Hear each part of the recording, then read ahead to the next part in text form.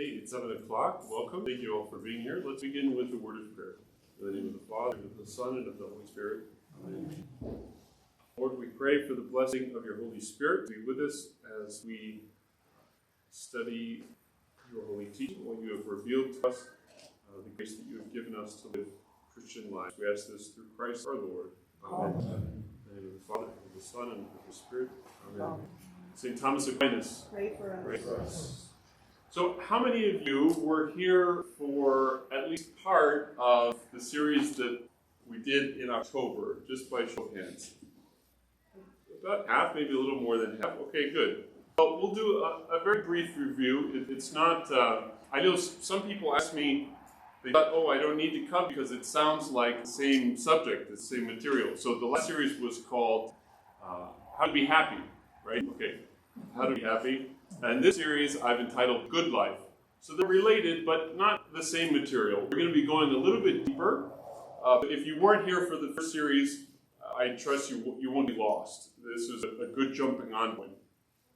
The other thing I'll say about this series, as opposed to the last one, for those of you who were here, is that I know that in the last series we got a little bit deep into the weeds of philosophy. Those of you who were here, is that right? Did you felt stretched a little bit? Okay. So I promise this will be more practical, okay? More practical. Now that's not to say it's not going to be philosophical, because it definitely is, and especially tonight. But I promise tonight will be the most philosophical, and we're going to then get into more application. So I promise that through the course of this series, you will definitely come away with more ideas of something that you can use in your daily life.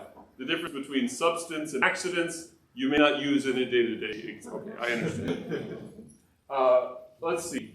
So, by way of review then, just briefly, we talked in October about what is happiness. Does anybody want to offer a reflection on that? Do you remember? I mean, we spent 4 weeks talking about happiness. What can we say? Anybody want to be bold and say anything about happiness? The absence of sadness. The absence of sadness. That's included. You weren't here, though. Okay, no. But that's a very good guess. So, happiness, just as a little refresher, happiness is what everyone wants. Happiness is found when a thing reaches its natural purpose or goal, its end. Now, end not in the sense of beginning and end, but end in terms of goal or purpose or finish line. So when a thing does what it's supposed to do, it reaches its fulfillment, that's where everything can find its happiness. Okay? So everything is striving in a certain sense for happiness by fulfilling its nature, by being really what it is. So we talked about these guys. Okay, so for the brave little toaster, for him to be happy as a toaster, he has to know what he is, namely that he's a toaster. And so his happiness is going to be in his fulfillment of being a toaster. If the brave little toaster tries instead to be a vacuum cleaner, he's not going to find happiness and fulfillment because he's trying to do something that he's not really made to do. So happiness is found in the fulfillment of our purpose, the fulfillment of our nature. So that is, in a brief word, what happiness is. So remember, we went over these questions again and again and again. We want to know the purpose of something, or what it is for something to be good. How do I know that a chair, for instance, is good? We say a chair is good. Well, what makes it good? What are the qualities you would want in a chair? It should be comfortable. What else? And it should be sturdy, right? So if you sit in a chair and it falls apart, is that a good chair? No. And how do we know that? That's not just my opinion it's not a good chair. It's not a good chair because chairs are for sitting in. So in order to judge, is this good or not, I have to know what is it and what is it for? Those are the two questions that we're always asking. Whenever we ask if something good, you have to know two things first. First, you have to know what it is and what is it for. Same thing with a clock. Okay, so what are clocks? What makes a clock a good clock? Welcome. It tells the time because that's what clocks are for. Now, if a clock is not sturdy to sit on, or it's not comfortable to sit on, does that make it a bad clock? No, because that's not what clocks are for, okay? So we judge the goodness of a clock or the goodness of a chair or whatever by fulfilling its purpose. So in order to know, is this clock a good clock? Well, first I have to know what is it and what is it for? And that's how we can arrive at the idea of goodness, purpose, okay? So happiness is found in the fulfillment of one's purpose. So even for ourselves, what do we then have to know? We have to know, what am I? And what are we? Human beings, right? Okay, human beings. We have to know that we're human beings. Yeah, that was a freebie, okay. And then what is our purpose? And that's what we spent 4 weeks in October talking about our purpose. But tonight we're going to be digging deeper into really practical applications of fulfilling our purpose, arriving at our end, our goal as human beings, okay?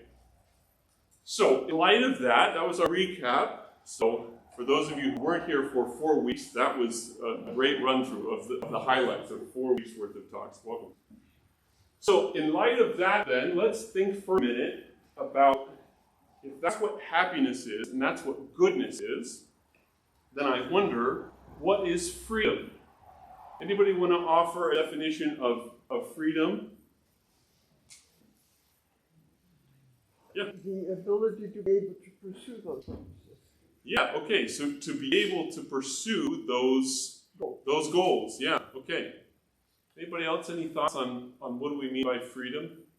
Or a way I like to frame the question a lot of times, because people don't want to answer, is what do you think other people might mean by freedom? What's a common way of understanding freedom? Yeah. Not be enslaved. Yeah, okay. To the opposite of enslavement. Yeah, okay, very good. Choice. To have choice, right? Okay. Yeah, Javier. I think that it's all of that, but it is in a context. Okay. So in this case, I'm assuming that you're going to go towards the law of God, right? Yeah, well, you saw the title of our presentation. Yes. No, of course, you always know when we ask a question like this that hopefully it will subvert your expectations in some way. It should be obvious. If it was obvious, then we wouldn't be asking the question.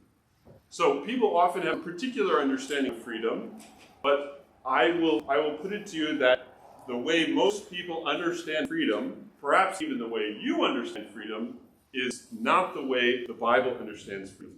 In fact, it's not the way that the ancient world in general understood freedom.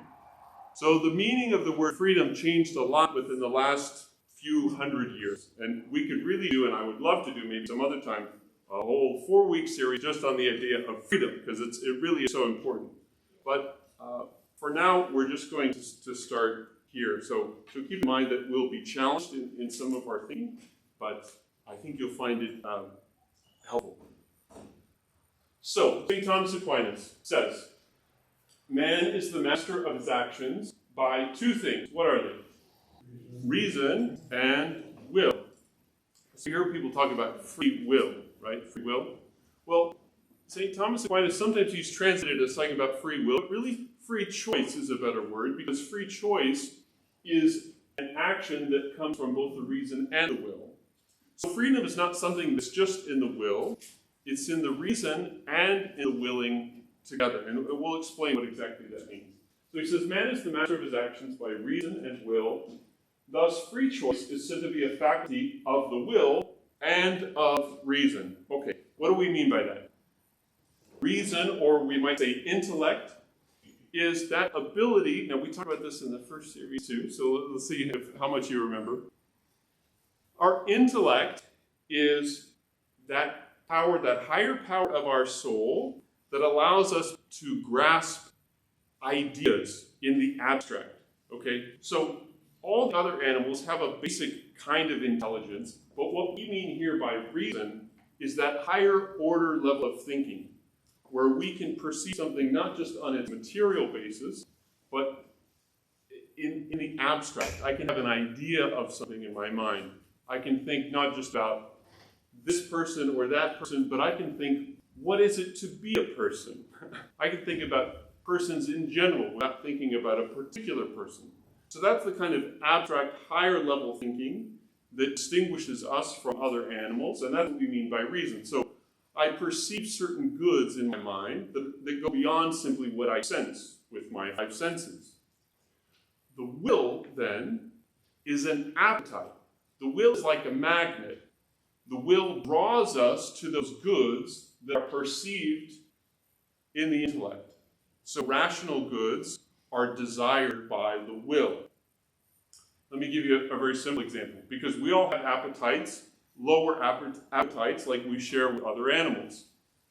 So, for instance, if you put, if you put a steak in front of a hungry dog, all things being equal, right, unless you have conditioned it in some other way, the hungry dog is going to eat the food. He has an appetite, and so he moves instinctively towards it. So a dog wouldn't, for instance, do what we do during Lent, fasting.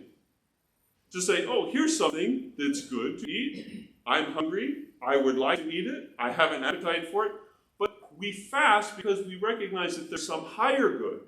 So we have some other reason, a spiritual good, or even abstract health. So the dog is not thinking, oh, this food is healthy, that food's not healthy. No, they move by natural attractions, right?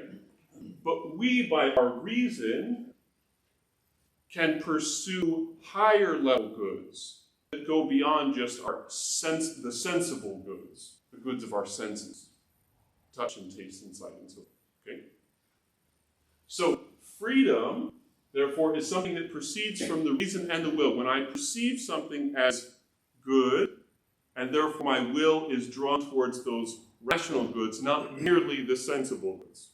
Okay? So the dog goes after the food, but that is not, in this sense, really an expression of free choice. It's not to say that anything was forcing the dog, so he is free in that general sense of he's not being coerced, but it's not a free choice the way that we're using it here. Freedom being a rational choice.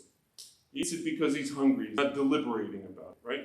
Okay. So that's in a general sense what we mean by freedom. So, Thomas continues. He says, since the will concerns the good, or at least the appearance of good.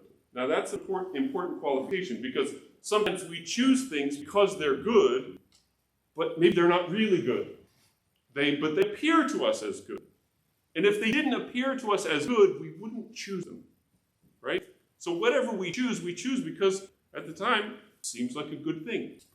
Even if we know, for instance, we know that it's wrong, we know that it's not the thing we're supposed to do, we're still choosing it because there's something about it that seems good to us, right? So we choose things because they are good, or at least because they appear good. So since the will concerns the good, or at least the appearance of good, the will is never moved into evil unless that which is not good in some way appears to have the character of good. Consequently, the will never tends into evil apart from some ignorance or error of reason. Does that make sense? So, whenever we choose, so the will is always drawn towards good things, right? But sometimes we move towards things that appear to us as good, but are not really good. And that is what he talks about as tending towards evil. So we might choose something that we think is good, but is actually not good. But if we're doing that, Thomas is saying, that's only possible because we've made some kind of error in our judgment. That if we really totally saw what was truly good for us and what wasn't, we wouldn't choose the evil, right? We choose the evil because we've made an error in judgment. Yeah, Javier. I have a question. Isn't this, is there some relative, let's say different cultures, right, that may have a different standard of morality, for example, right? So what happens in those with an example, let's say just culture A, culture B, right? Culture C, and we are culture A, and we have a standard of morality that comes from this. But what happens when you have, in other words, isn't freedom relative in that aspect that they could consider freedom, or is this an absolute? As we say, no, freedom is this definition of freedom, regardless of morality in different cultures, for example. Yeah, well, okay, so part of it is based on a certain objectivity of moral expectations. Now, it's possible that a whole culture would have a particular moral judgment in which all of the people from the time the children are taught that stealing is not wrong, or murder is not wrong. Human life has no intrinsic value. And so we're just kind of raised in that culture of, when you're mad at somebody, you kill them, not a big deal, okay? So that would be a wrong moral judgment. And so even though a child maybe is raised in that environment and therefore has very little opportunity to think differently, because that's the whole world that they live in, that's just the way it is, it's still an error it's an ignorance, right? So that individual or maybe even that group is failing to realize that no, actually this is wrong. There's something wrong here. So whenever evil is pursued, another way to put this is that evil is never pursued for its own sake. Whenever we do something evil, even when we know it's evil, it's because of some aspect of good that we're attracted to. Okay? So the will, like I said, the will is a magnet that is always drawn toward what appears to us to be good.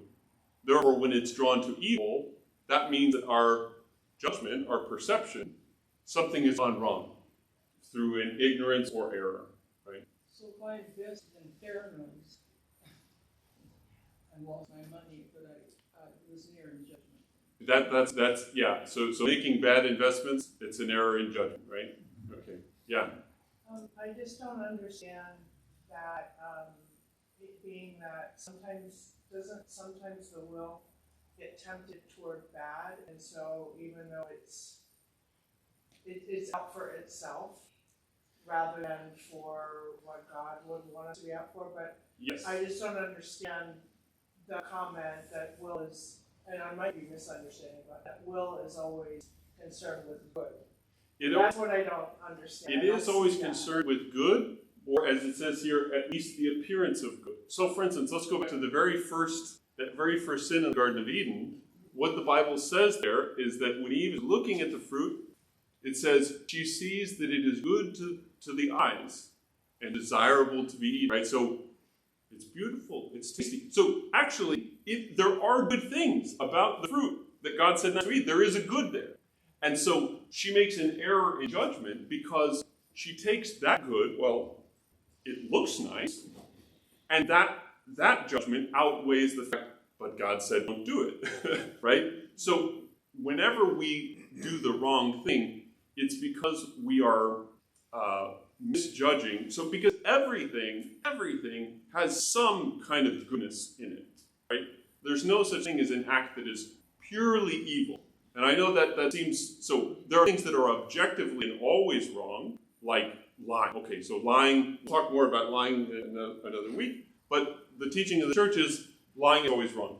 But that doesn't mean that when a person lies that there is not some good that they are pursuing. That doesn't justify it, but there is some good thing. So for instance, if I know that if I tell the truth about I didn't do my homework, then I'm going to get in trouble.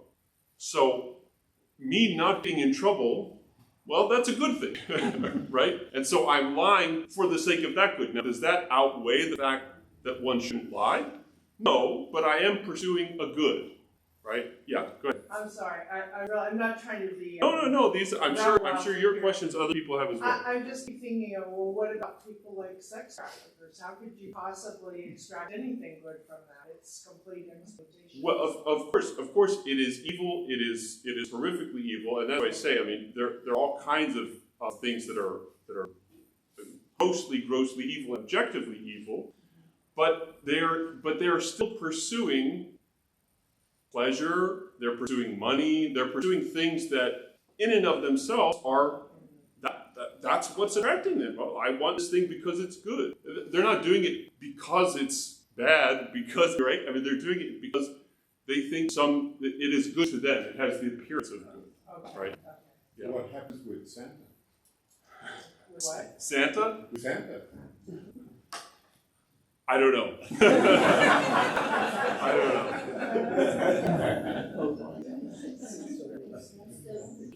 Yes. So take something like the Crusades, where the goal was to help them see the light of their, the Muslims versus Christianity is it. Yeah. Where does that fall in the continuum, if you will, or is that their intentions were to introduce them to God, even though these were people that were interested in our perception of God? I mean, where does that fall on? Yeah, I mean, they're pursuing a good. Now, whether it was actually good or an appearance of good, that then is the question of morality. But this is a really helpful thing to keep in mind, because I find one of the things that makes conversation and dialogue really difficult is we have a tendency to think that the people that we disagree with, that they're just evil, and that they just, right, well, people who believe X, like, they just, they have no reason. Well, no, let's stop and think a minute, because everybody's pursuing something that to them seems good, right? So that's not to say that it is good, but in interfacing, it's helpful to think about, okay, well, what is the good that they are trying to achieve? Now, again, that doesn't mean that it is good, but it helps us to understand that from every subjective perspective, everyone is doing something. No one thinks that they're the villain, right? Everyone thinks that they're doing something that's good, even if it's just good for them. Maybe that's their philosophy. Take care of yourself. Well, to them, that's good, right? So it's the appearance of good. Yeah. Well, so do you mean that, or are you implying that there is some absolute good or some measure of, so that somebody who, for example, is good for me because I'm getting money, I can feed my kids, whatever, but it's only an appearance of good for who Yes. who decides what's good and what's the appearance? That is exactly what all 4 weeks are about. Okay. that's what we're going towards. Get my bill later. Yes. So that's what we're working is precisely that is, well, but we sort of answered it at the outset, which is how do we know that something is good? Well, we have to know what is it and what is it for. But what we're going to do through the course of this series is apply that to very specific categories, right? So lying and murder and the obvious things, but some less obvious things as well. So and also if you're one for controversy, we already are sort of having good questions.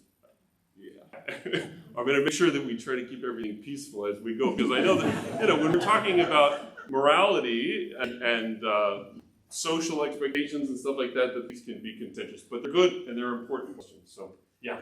What you're teaching, it seems to me, like all the controversy about what we are or not teaching in our schools, is what we ought to be teaching kids to say, even though you make this choice, you still see some, what you're saying, that there is some good. If you can see that, you have to say that to yourself every time you read the news right now. Yeah. Well, but the other thing that gets back to your comment is that I think we also have to be willing to say that a person is pursuing something that seems to be good to them, but that it's also possible that they're wrong, right? That not everything is actually good for people, right? So the kid who just wants to keep eating candy because they like the taste of candy, well, there's a point at which it's like, okay, I get that this is an apparent good to you, but actually it's come to a point where it's not good for you. And that's independent of their perceptions or feelings. So we also have to be willing to sort of cross that line to say, okay, yes, this is an apparent good to you, but actually it is not actually good for you. So that we're going to teach out how can we make those types of judgments. Okay, so let's say we're on a game show and you're about to win a prize, but the prize is not assigned. You have to pick 1, 2, or 3, and your prize is behind the door. So Ryan, which door do you want to choose? Number 1. Number 1. Okay, so unfortunately, behind door number 1 is a tiger comes out and eats you. Oh. Okay, so that was his prize, so he's dead. Now, in that choice, the choice that Ryan just made of door number 1 was a free choice. Yes. I mean, in the sense of no one compelled him to pick number 1, so he was unconstrained. But did he choose the tiger? Well, yes and no, right? He didn't really know the consequence of the choice, right? So it wasn't entirely free. Had he known that the $1 million was behind door number 2, he wouldn't have chosen door number 1, right? So he made, out of ignorance, he made a particular choice. And so therefore, we might say that he was lacking in a certain kind of freedom, because if he was totally free in his choice, he would have the options before him, and then he would really say, okay, do I want $1 million, or do I want to be eaten by a tiger, right? So having that knowledge of the choices is part, really, of our expression of our freedom. Because knowledge, knowing what we're doing, and knowing the consequences, all of that builds out our freedom. So there's, again, a sort of minimum level of freedom where he wasn't constrained, nobody forced him to, but really, in a situation like this, his choice was what we call arbitrary, right? Because he has no reason, he has no idea what's behind any of these, right? So the choice is merely arbitrary. And this is the issue, is that a lot of times the way we talk about freedom in a more modern sense is freedom means this kind of arbitrariness of like, well, I do what I want, right? Well, I pick 1, I can pick 2, and nobody's telling you what to do, therefore I'm free. But see, the classical understanding of freedom would say that, well, it's not total freedom if you don't really know so that you can choose the good, right? Choosing the good is really constitutive of freedom.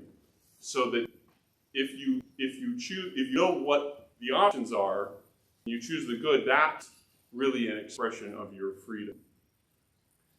So Aquinas again will say, to choose something not ordered to the end, meaning not fulfilling its proper purpose, that is to sin. So that's what we mean by sin, is to choose something that's contrary to its purpose, to misuse something or ourselves. It evinces a defect of freedom, right? So if we were truly and totally free, we wouldn't choose sin, because as we said before, whenever we sin, we're always making some kind of error, or it's some kind of ignorance or error of judgment. So the more freedom we have, that means the less likely we are to sin, which is you notice that's very different than the way it's often talked about. Because we often think about freedom as just being this middle point between good and evil, and here's my freedom in between, and I'm free. I'm free to do good, or I'm free to do evil. That's my freedom. But freedom, see, in this fullest sense, is, well, why would I choose evil? Well, I would only choose the tiger instead of the $1 million if it's behind a door and I don't know which one it is. And therefore, that's a restriction, actually, of the full use of my freedom. So, as he says here, the angels who cannot sin enjoy greater freedom of choice than do we who can. Okay? So we are more free the more we are inclined towards the good. That's really our freedom, because every time we sin, we turn away from the good. That's only there because we have some kind of obstruction. Therefore, our freedom is actually limited in our sin. Now, you see, that's a very different way of thinking about it, but I hope that that's helpful. An example, and then we'll give you, would be like addiction, right? So an alcoholic can choose to drink or not drink. But the recovering alcoholic expresses his freedom in choosing not to drink. That's his freedom. He has the choice to drink or not to drink, but one choice is an expression of unfreedom, and the other is an expression of freedom. So that's how we have to think about true freedom. It's not just, I can do what I want. Well, yes, but there are certain actions that are, as we said at the outset, that are enslaving. Those are not actually good things. And so true freedom is this capacity to pursue the good. Did you still have a question? Yeah, just about the nature of temptation. Yeah. So if we are headed in the right direction and we encounter temptation, would we say that the temptation is also directing us toward good? Yeah, temptations basically work by distorting or disordering the good, okay? So that's why we say that there are a lot of goods out there, and even the classic example that the Bible gives us, the sort of that primordial case of what is temptation with the tree. The Bible names several good things about the tree, and that's the point, is that in evil, there's always apparent goods, right? There are goods to be had, but we take those goods and we weigh them as more important than the things that are actually more important. So temptation always gets us to take the good things out of order.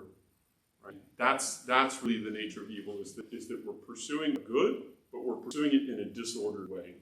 And it's in a way distortion from what is good, but appearing as good. Yeah, because if I think that the good taste of the apple is a better good than the good of obeying God, well, I made an error in judgment, because that's not actually true.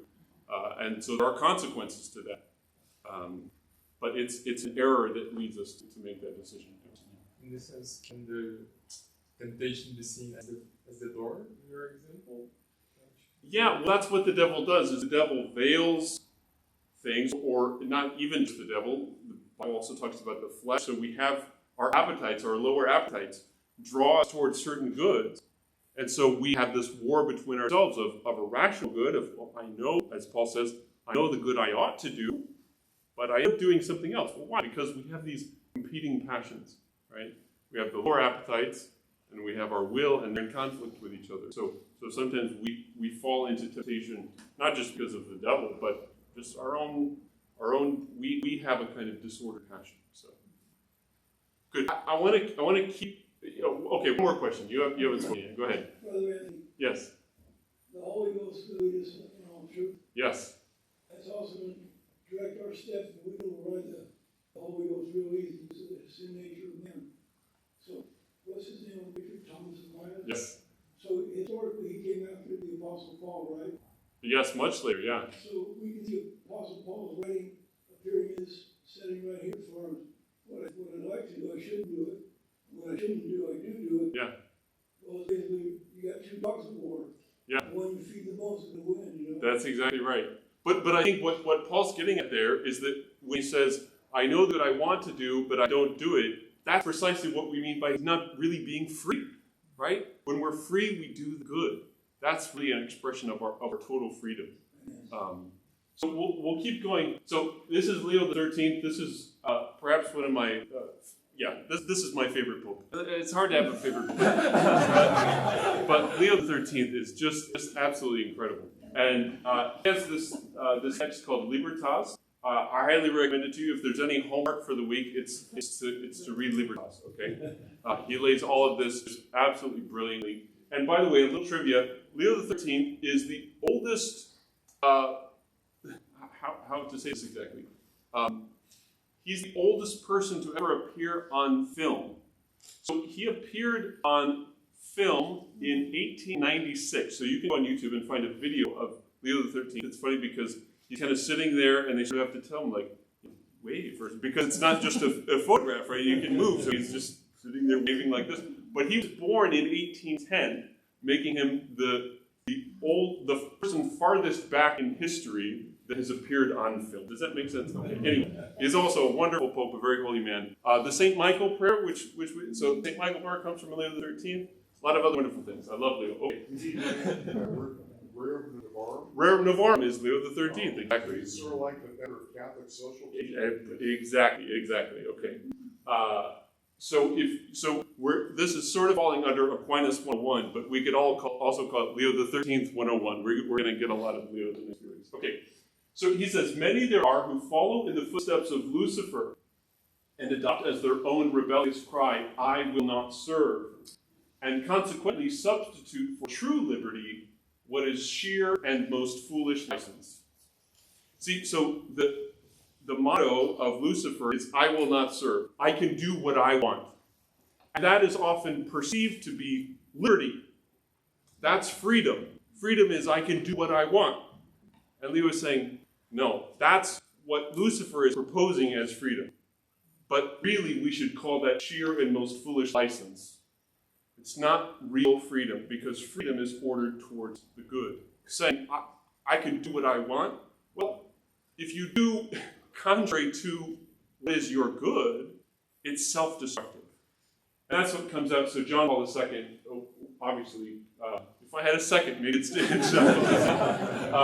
so he draws our attention particularly to Leo XIII.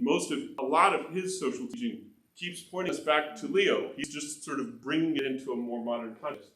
And he says here, particular mention must be made of the encyclical Libertas, which called attention to the essential bond between human freedom and truth, so that freedom, which refused to be bound to the truth, would fall into arbitrariness and end up submitting itself to the vilest of passions, to the point of self-destruction. Indeed, what is the origin of all evils, if not a kind of freedom which cuts itself off from the truth about man? So a very powerful way of putting it, but that's what's at stake. So that's why in this whole discussion of morality, which we'll be doing for the next 3 weeks now, I really want to establish clearly this idea of what is freedom. Because the root, as he says, the origin of all the evils is this false idea of freedom of, hey, I can just do whatever I want. And that's going to be my freedom, which is, as he says, it's freedom that's cut off from truth. And freedom that's cut off from truth is self-destructive. An example, some of you have heard me say this before, but how does a plant receive its nourishment? How does it live and grow? It has roots in the ground, right? So it's drawing nutrients that way. Sunshine. And sunshine. It can convert the light into its nutrients, right? So it lives off of light. That sounds pretty good. I think maybe as an expression of my freedom, I'm going to live like that. I'm going to live my life through photosynthesis, right? So I don't need to eat anymore. I'm just going to absorb the light because I can do what I want. See, this is what John Paul means about being self-destructive. Yeah, you can say that. You can do what you want, but you're not free to do that because your nature is limited in that way. That's not what human beings do. And what are we again? Human beings, right? We're not plants. We're not plants. Therefore, the way we receive nutrition is different than they do. So in order for us to be free, we can't just say, well, you know what, instead of eating today, I'm just going to photosynthesize. No, that's not a choice that you have. I mean, you can try, but again, it's freedom cut off from truth. The truth about who you are is ultimately self-destructive, right? Self-destructive. Okay, and the Lord himself, says it most clearly. Whoever sins is a slave to sin. So sin is never an expression of our freedom. Sin is a showing of our lack of freedom. Whoever sins is a slave to sin. So when we are truly free, we're pursuing the true good. And to the extent we pursue these false goods is the extent to which we are not truly free. Okay? How we on time? All right. I think we might make it. Okay. For the one who said, "You shall not commit adultery," and where have we heard that before? Where did that come from? The Ten Commandments. Okay. So the one who said, "You shall not commit adultery," also said, "You shall not murder." Now, if you do not commit adultery, but if you murder, you've become a transgressor of the law. So speak and so act as those who are to be judged by the law of liberty. You see why the Ten Commandments can be described as a law of liberty, because it's actually showing us this is what your freedom will really look like. Now, we have a tendency to think of law and freedom as being opposed to each other, because freedom is I can do what I want, and law tells you, no, you can't do that. But real freedom is expressed precisely in living in accordance with a law, what we call the natural law. So that's what we're going to talk about in the time that we have left. I have two goals. So just so you know where we're going, we had a great conversation about freedom. I think we're all feeling pretty good about that. I see some nodding heads. So we're going to move forward. We've got 20 minutes left, and I want to accomplish two things, okay? Number one is we're going to do a quick tour into what does the word law mean? What is a law? And the other thing, before we go, my gift to you is that before you leave tonight, all of you will be able to tell me what are the 10 Commandments and in which order. Okay? You laugh, you watch. In 20 minutes, you'll all know it. That's your money back.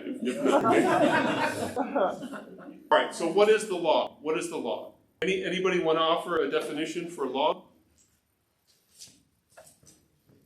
Code of conduct could be considered. Okay, code of conduct, telling somebody what to do, how we ought to behave. Any other ideas? The path to ultimate goodness. Oh, see, she's way ahead. It's the path to ultimate goodness. That's true. That's true. Okay.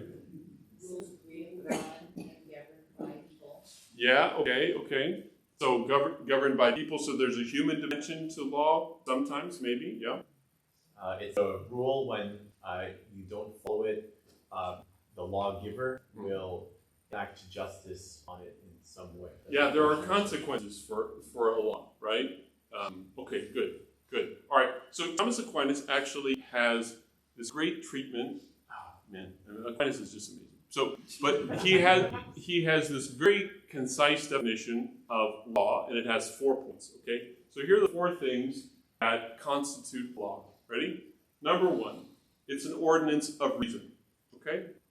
So now we'll talk afterwards about bad law, because Aquinas is not saying that all laws are good laws, but law in its ideal form is an ordinance of reason, meaning it should, just like we're talking about the goodness, is that it needs to be ordered towards a real good. So it can't just be arbitrary, and it can't be self-destructive. So it's an ordinance of reason. Okay, so it has to be based in truth. So it's an ordinance of reason for the common good. Okay? Now we'll talk in a second about what is the common good, but essentially what that means is that a law is something that applies to a group of people, and it's for the good of the whole group. And that laws, or ideally, a law is not something that's intended to benefit a private individual. Okay? So you might receive personal instructions from your parents to say, you need to do this, but that's not a law. It might be an instruction or even a commandment or something like that. But it's not a law. A law is something that applies to a group, and it's for the good of the group. Okay? So it's an ordinance of reason for the common good made by legitimate authority. Okay? So it's not just any old person can make a law. I don't have the authority to make laws for you or for anyone else, because I don't have that authority. Okay? So made by legitimate authority and promulgated, meaning that it is published, it's knowable through the people. If the government makes some kind of secret law and they never tell anybody about it, well, it doesn't have the effect of law. So laws have to be promulgated. So this is the Summa question 90 of the first and the second part. So a quick word about the common good. Thomas says this: the first principle in practical matters is the last end, right? It's the goal, or the purpose of a thing. And the last end of human life is bliss or happiness. There we go. That was our last series. Consequently, the law must needs regard principally the relationship to happiness. Okay? So if the law is there to direct us towards our final goal, and our final goal is happiness, the law needs to direct us towards happiness. And since one man is part of a community, the law must regard properly the relationship to universal happiness. This universal happiness is, again, what we sometimes call the common good. So the common good is, again, not just my personal good, but is the good that we share. Now, a common good, again, is not opposed to a personal good, but my personal good is actually found in the common good.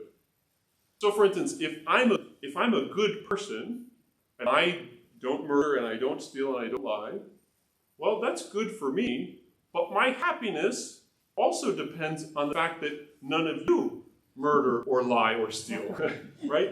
So my goodness is actually tied up in the whole community. So if I'm the only good person, my happiness does not actually arrive at where it needs to be. So we can't just always be thinking about, well, just, people, personally, I'm not going to lie. If everybody else wants to lie, that's fine. Well, no, that's not good for it, because my good is caught up in your good, right? So we have to be in this together. So my happiness and your happiness are actually tied together. And that's what we mean by the common good. Okay, so let's go back to these 4 points real quick and just think about what happens if one of these is missing. Okay? So if there is a law made by a legitimate authority, but it is contrary to reason, or it's not for the common good, then is it a law? Not in the full sense. So Thomas actually says that if any of these are lacking, it is an unjust law, contrary to the human good, or contrary to divine law. And he says, quote, such are acts of violence rather than laws. Because as Augustine says, an unjust law is no law at all. Okay? So an unjust law is no law at all. Because if it's not made by a legitimate authority, if it's not really for the common good, if it's not an ordinance of reason, or if it's not promulgated, it doesn't really have the true force of law. Now, Thomas also makes a distinction that for the sake of peace, we ought to still abide by unjust laws for the sake of peace, so long as they don't violate the divine law, okay? So if the law is not commanding you to do something sinful, something against your conscience or evil, for the sake of it, if the speed limit, you think, this is not an ordinance of reason. Well, okay, you still, even if it's not an ordinance of reason, you still ought to abide by it for the sake of the common good. Okay, so that doesn't mean you get this free ticket to say, I do what I want. But if the law, the human law, is telling you to do something contrary to God's law, then, as the Bible says, we ought to obey God rather than man. Okay, so that's the distinction. And did you have anything? I was going to say that's the basis for Christian civil disobedience. Absolutely. So that tradition of resisting tyranny exactly goes right back to Thomas. An unjust law is no law at all, and in fact they are acts of violence. Okay, so an unjust law is an act of violence. All right. So are there different laws? Yes, there are 4 different types of law, and this will bleed over into our conversation next week. But there are 4 types of law. The first is what Aquinas calls the eternal law. If a law is an ordinance of reason, then really all law begins in God, because God, for Aquinas, is reason itself. Okay? So what we mean by the eternal law is that truth about reality that is in God. Okay? So God himself is the eternal law. So this is just the facts of reality as they exist in God. That's what he calls the eternal law. But from the eternal law, we can derive what is called the natural law. Now, the natural law, he says, is the eternal law as it is in the mind of a rational creature. Okay? So as we are able to understand the reality of the way God has made the world, that's what we mean by that's what we mean by a natural law. So St. Paul gives this example. He says, when Gentiles who do not possess the law, meaning like the revealed law given to the Israelites, they don't possess the law, but they do instinctively what the law requires. These, though not having the law, are a law to themselves. They show that what the law requires is written on their hearts, to which their own conscience also bears witness. So this is the natural law. Okay? So that by virtue of being a human being, through the exercise of our reason, we can arrive at basic moral truths. We don't need special revelation. So sometimes you get these criticisms of like, God makes the 10 Commandments say don't kill. Well, do you really need God to tell you not to kill? Well, actually, Paul says no. Right? You can figure that out on your own. God doesn't have to give a special revelation to say that killing is bad for the common good. Okay? So that's what we mean by the natural law, is reason's ability to look at what is a thing, what is it for, therefore putting these things together is not good. Okay? So that's the natural law. The natural law is the eternal law as it is written into the mind of and the hearts of humanity. Okay? So there's eternal law, natural law, but then there's human law. Because we come to these basic moral principles naturally, but then those principles need to be applied in concrete situations. We need, so for example, in human law, we make a distinction between degrees of murder. Okay? So we know that killing is wrong, but actually, through human law, we make more specific applications of, well, there are different circumstances that are more or less severe. All of it is wrong, but in human law, we're now going to, in our particular context, make more specific determinations of how we're going to treat something like that.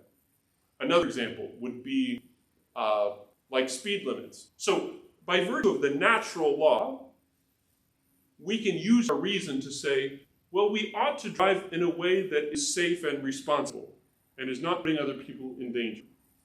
The natural law can tell us that. But the natural law doesn't give us a number, right? So a human law has to come in and say, okay, we're going to set the speed limit at 55. It could be 65, it could be 45, but human law is going to set it at 55 because, well, we need something, right?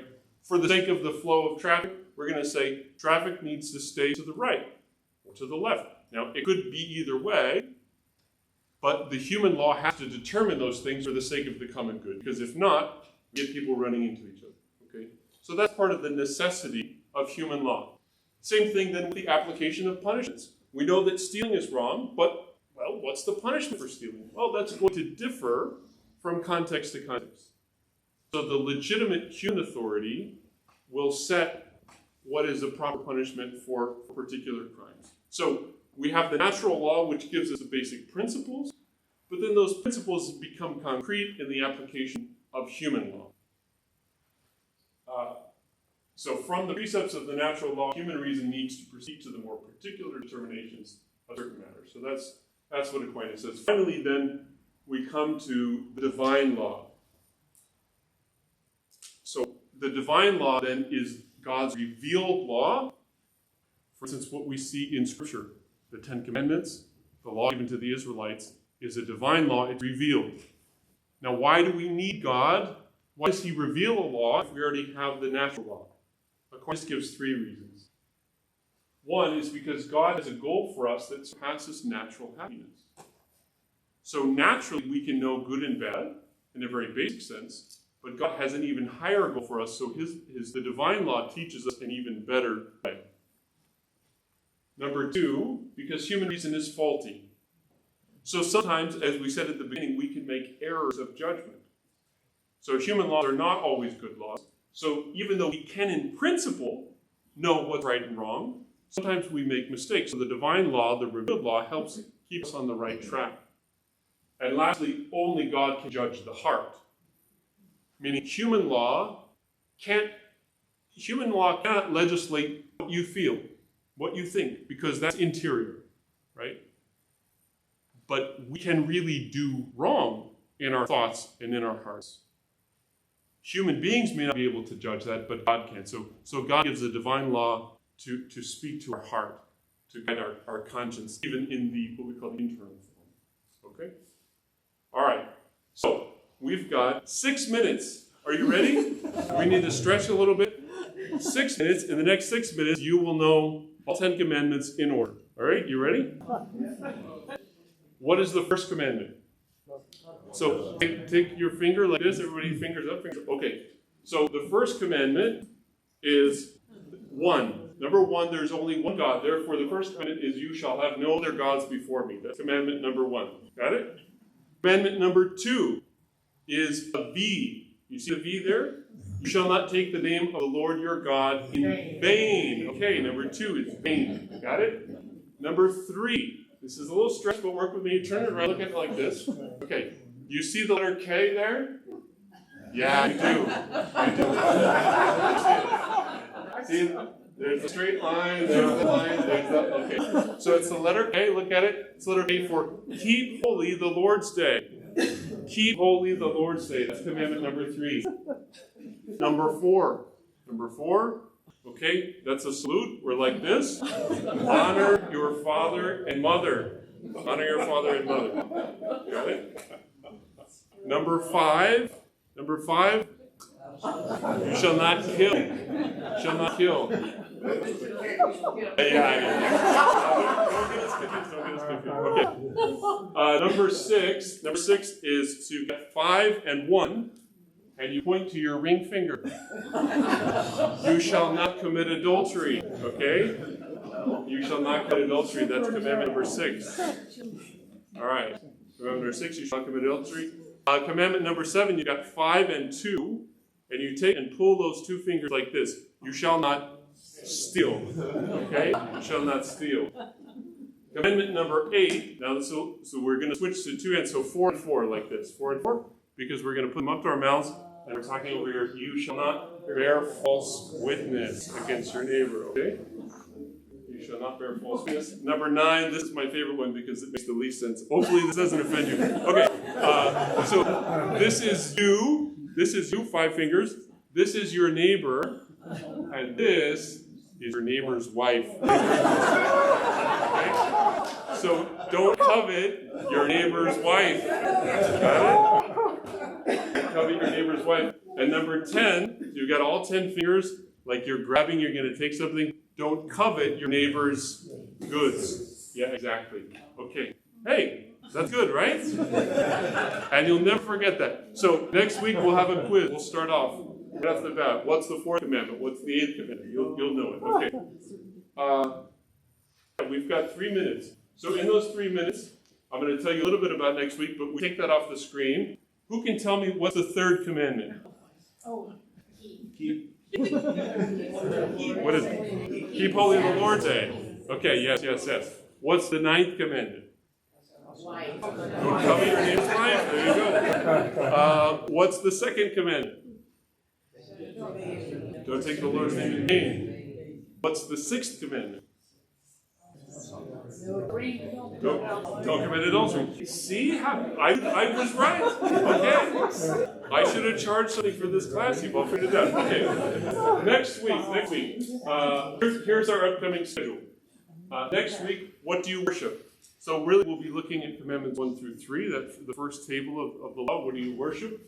And then the next 2 weeks, holy family, happy family, and building a better society. So, I'm really looking forward to this. It's going to be great. This is a great start. So bring your friends next week, and we'll keep going. One other announcement is this book. You guys have a copy of it? You bring one with you? Wave it up in the air. Practical Theology by Peter Creek.